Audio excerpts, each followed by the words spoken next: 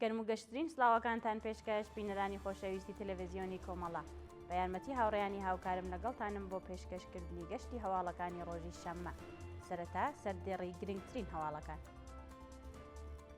ماڵاوایی لە ژیانی هەڵسوڕاوێکی سیاسی و بەندکراوێکی سیاسی خەڵکی شاری سنە، بەیاننامەی خوێندکارانی زانکۆی ئازادی کرماشان، سەپاندنی حوکمی سێدارە بەسەر هاوڵاتیکی دانیشتووی شاری ورمێ، گواستنەوەی کۆمەڵێکی زۆر لە دەست بەسەرکراوانی ناڕەزایەتیەکان بۆ زیندانی شەیبانی ئەهواز و بەیاننامەی یەکێتی پەروەردەی ئاڵمان دژ بە سەرکوتی موعەلمان لە ئێران.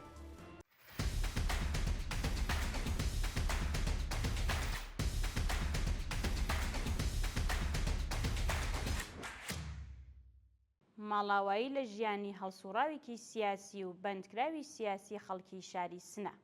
بەداخ و پەژارێکی زۆرەوە ئاگادار کراین کە هاوڕێ سەعید ئەحمەدی بەندکراوی سیاسی پێشوو، چالاکی سیاسی و دۆست و دڵسۆزی کۆمەڵە بەهۆی نەخۆشیەوە لە وڵاتی تورکیا ماڵاوایی لە ژیان کرد. بەپێ هەواڵی گەیشت و هاوڕێ سەعید لە دایکبووی شاری سنە بوو، هەر لە سەرەتاکانی دەستپێکردنی ڕاپەڕین دژی دەسەڵاتی پاشایەتی لە ساڵی 1970 وەک کەسایەتیکی خەباتکاری ئەو شارە ناوبانگی دەرکرد. لەگەڵ بەدەسەڵات گەیشتنی کۆماری ئیسلامی بەکردەوە دژی ئەو ڕژیمە هەڵوێستی گرت، چالاکی لە خۆی نواند و خۆی بە ڕێبازی کۆمەڵەوە ناساند. لە دڵی دیکتاتۆری کۆماری ئیسلامیدا ماڵی کاک سەعید لە شاری سنە بوو بە شوێنی حەسانەوەی پێشمەرگەی کۆمەڵە و تیمارکردن و حەشاردانی پێشمەرگە بریندارەکان. ورەیە بەرزی خەبات و هیوایەکی پتە و بەڕزگاری لە ستەم و چەوسانەوە و بە دەربەستبوون لە پێناو ڕێبازی ڕزگاری چەوساوەکان ناسنامەی حاشا هەڵنگری هاوڕێ سەعید بوو.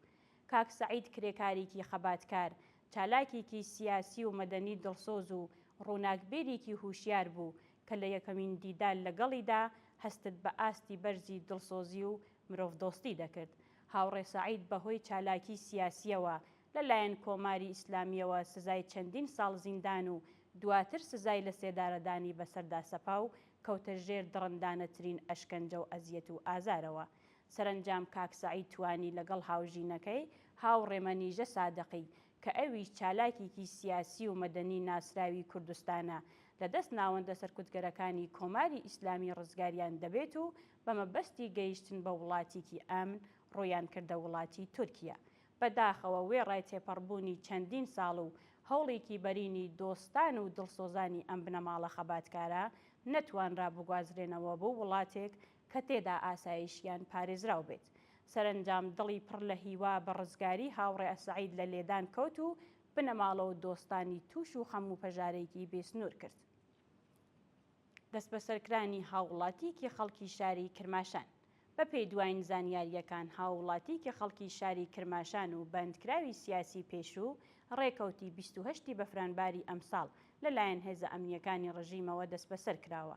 راپۆرتەکان ئاماژە بەوە دەکەن کە ئەو چالاکوانە بە ناوی نادر بەهمەنی تەمەن 39 ساڵ بە هێرشی هێزەکانی ئیدارەی ئیطلاعات بۆ سەرماڵەکەی بە تۆمەتی ڕوبەڕووبوونەوەی هێزە سەرکوتگەرەکانی ڕژیم دەست بەسەر و ڕەوانەی گرتوخانەکانی ناوەندە ئەمنیەکان کراوە. شایانی باسە ناوەبراو ڕێکەوتی 21 خەرمانانی ساڵی 1402 هەتاوی و لە ڕۆتی شۆڕشی ژن ژیان ئازادیدا دیسان لەلایەن هێزەکانی ڕژیمەوە دەست بەسەر و بە تۆمەتی تەبلیغ دژ بە ڕژیم حکمی 1 ساڵ زیندانی تەعزیری بەسەردا سەپێنرابوو. بەیاننامەی خوێندکارانی زانکۆی ئازادی کرماشان. ڕۆژی ڕابردوو خوێندکارانی زانکۆی ئازادی کرماشان بە بڵاوکردنەوەی بەیاننامەیەک دژ بە سەرکوتی خەڵکی ناڕەزایەتیان دەربڕی. بە پێی دوایین هەواڵەکان لە بەیاننامەکەدا ئاماژە بەوە کراوە کە کۆمەڵگای ئێران هەر لە سەرەتای هاتنە سەر دەسەڵاتی ڕژیمی کۆماری ئیسلامیەوە سەرکوت و ناعەداڵەتیکی زۆری بەسەردا سەپێنراوە و جەختیان لەسەر ئەوە کردووەتەوە کە پێدەنگی دژ بە جەنایەتەکانی ڕژیم خەیانەتە بە داهاتوو ڕاستیەکان. هەروەها لە درێژەی بەیاننامەکەدا جەخت لەسەر ئەوە کراوەتەوە کە خوێندکارانی زانکۆی ئازادی کرماشان لە بەرامبەر دەست بەسەرکران بانگهێشت و گوشاری ناوەندە ئەمنیەکان بۆ سەر خوێندکاران و خەڵکی ناڕازی هەڵوێستیان دەبێت و هیچ کات بێدەنگ نامێنن. سەپاندنی حکمی سێدارە بەسەر هاوڵاتیکی دانیشتووی شاری ورمێ. بە پێی دوایین راپۆرتەکان، ناسر بەکرزادە بەندکراوی سیاسی دانیشتووی شاری ورمێ بۆ سێهەمین جار حکمی سێدارەی بەسەردا سەپێنرا.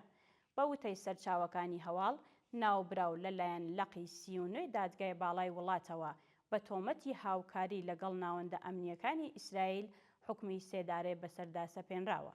جێگای ئاماژەیە ئەو بەندکراوە دوایین جار ڕێکەوتی 12 بەفرانباری ساڵی 1402 هەتاوی لەلایەن ئیطلاعاتی سپای ڕژیمەوە دەست بەسەر و پاشان ماوەیەکی زۆر ئەشکەنجە و ئازار لە گرتوخانەکانی ئەو ناوەندە ڕەوانەی زیندانی ناوەندی شاری ورمێ کرا. بەردەوامی دەست بەسەرکران و ناڕوونی چارەنووسی هاوڵاتیکی خەڵکی شاری دێولان. بە پێی راپۆرتی گەیشتوو، هاوڵاتیکی خەڵکی شاری دێولان سەرەڕای تێپەڕبوونی زیاتر لە 27 ڕۆژ لە دەست بەسەرکرانی هێشتا چارەنووسی نادیارە. بە وتەی سەرچاوەکانی هەواڵ، ناوبراو ڕۆژی شەممە 20 بەفرانباری 1404 هەتاوی لەلایەن ئیطلاعاتی ڕژیمەوە دەست بەسەر و ڕەوانەی شوێنێکی نادیار کراوە. جێگای ئاماژەیە سەرەڕای بەدواداچوونی بنەماڵەکەی لەسەر دۆخی تەندروستی و شوێنی ڕاگررتنی تا کاتی داڕشتنی ئەم هەواڵە زانیاریەک لە بەردەستانیە و لە مافی دەستڕاگەیشتن بە پارێزەر بێبەشکراوە. ئازادی کاتی موبین محەممەد زادە بە دانانی بارمتە. بە پێی راپۆرتی گەیشتوو، موبین محەممەد زادە دەست بەسەرکراوی خەڵکی شاری سەقز پاش 1 مانگ دەست بەسەرکران بە دانانی بارمتە بە شێوەیەکی کاتی ئازاد کرا. سەرچاوەکانی هەواڵ ئاماژە بەوە دەکەن کە ئەو هاوڵاتیە ڕێکەوتی 18 ڕێبەندانی ئەمساڵ و هاوکات لەگەڵ دەستپێکردنی مانگرتنی هاوڵاتیان لە شارەکانی کوردستان و هەروەها بەرزبوونەوەی ڕێژەی ناڕەزایەتیەکانی خەڵک دەست بە دەسەڵاتی جەنایەتکاری کۆماری ئیسلامی لەلایەن هێزە ئەمنیەکانی ڕژیمەوە دەست بەسەر و ڕەوانەی شوێنێکی نادیار کرابوو. گواستنەوەی کۆمەڵێکی زۆر لە دەست بەسەرکراوانی ناڕەزایەتیەکان بۆ زیندانی شەیبانی ئەهواز. لە ڕۆژانی ڕابردوودا لانی کەم 310 هاوڵاتی دەست بەسەرکراو لە ڕەوتی ناڕەزایەتیەکانی مانگی ڕابردوو ڕەوانەی زیندانی شەیبانی ئەهواز کراون. بە پێی هەواڵی گەیشتوو، ئەو دەست بەسەرکراوانە پاش گواستنەوەیان بۆ زیندانی شەیبان نەک تەنیا لە مافی دەستڕاگەیشتن بە پارێزەر و پەیوەندی لەگەڵ بنەماڵەکانیان بێبەشکراون، بەڵکو قەدەغەی پەیوەندی لەگەڵ بەندکراوانی دیکەی ئەو زیندانە بەسەریاندا سەپێنراوە و هاوکات بەشێکی زۆر لە پرۆسەی ڕێپرسینەوەکانیان لەو شوێنە بەڕێوە دەچێت. جێگای ئاماژەیە چالاکوانان و ڕێکخراوەکانی مافی مرۆڤ سەبارەت بە شوێنی ڕاگرتن و دۆخی تەندروستیان هۆشداریان داوە. هێرشێکی خۆکوژی بۆ سەر مزگەوتێک لە پایتەختی پاکستان. بە پێی دوایین زانیاریەکان لەلایەن گروپێکی چەکداری نەناسراو، هێرشێکی خۆکوژی بۆ سەر مزگەوتێک لە ئیسلام ئابادی پاکستان کراوە. بە پێی راپۆرتی ناوەندی ڕاگەیاندنی پلیسی ئەو وڵاتە، لە هێرشەکەدا لانی کەم 31 هاوڵاتی پاکستان گیانیان لەدەستداوە و هەروەها 170 شارومەندی دیکەش بە سەختی بریندار و ڕەوانەی نەخۆشخانە کراون. جێگای ئاماژەیە هێرشەکە بۆ سەر حسەینیەکی پەیڕەوانی مەزهەبی شیعە ئەنجام دراوە و تا کاتی داڕشتنی ئەم هەواڵە هیچ گروپ لایەنێکی چەکدار بەرپرسیارەتی هێرشەکەی لە ئەستۆ نەگرتووە. گەمارۆدانی چەندین کەشتی و ڕێکخراوەی پەیوەندیدار بە کۆماری ئیسلامی. بە پێی راپۆرتەکان، چەندین کەشتی نەوت هەڵگر و ڕێکخراوەی فرۆشتنی نەوتی پەیوەندیدار بە ڕژیمی کۆماری ئیسلامی لەلایەن وەزارەتی گەنجینەی ئامریکاوە گەمارۆدراون.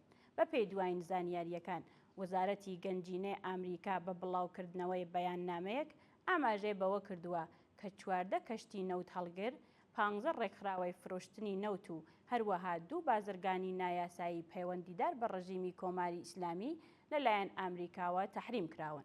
لە درێژەی بەیاننامەکەدا ئاماژە بەوە کراوە کە گەمارونوێیەکانی دژ بە ناوەندە پەیوەندیدارەکان بە ڕژیمی کۆماری ئیسلامی لە بەردەوامی هەوڵەکانی ئامریکا بە مەبەستی لە ناوبردننی داهاتە نایاسایەکانی کۆماری ئیسلامیە کە بۆ دابینکردنی گروپە ملیشیاکانی بەکاردەهێنێت.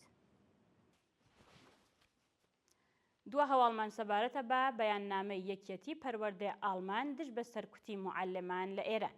ڕۆژی ڕابردوو ڕێکخراوەی یەکێتی پەروەردەی ئاڵمان بە بڵاوکردنەوەی بەیاننامەیەک خوازیاری کۆتایی هاتنی گوشاری ناوەندە ئەمنیەکان بۆ سەر موعەلمان و هەروەها بێسەر و شوێنکرانیان بوو.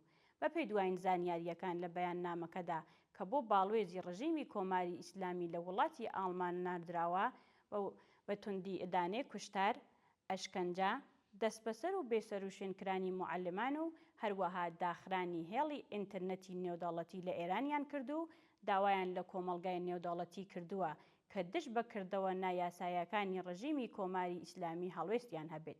لە درێژێ بەیاننامەکەدا جەخت لەسەر ئەوە کراوەتەوە کە دەسەڵاتدارانی ڕژیمی کۆماری ئیسلامی گوشارێکی زۆریان خستووەتە سەر بنەماڵەی گیانبەخکردووانی ناڕەزایەتیەکان و باجێکی زۆریان لێ وەرگرتوون.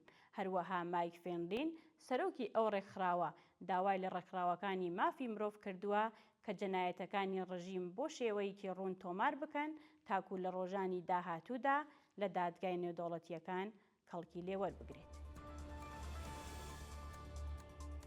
بینەرانی عەزیز و خۆشەویست، هەواڵەکانتان پێشکەش کرا.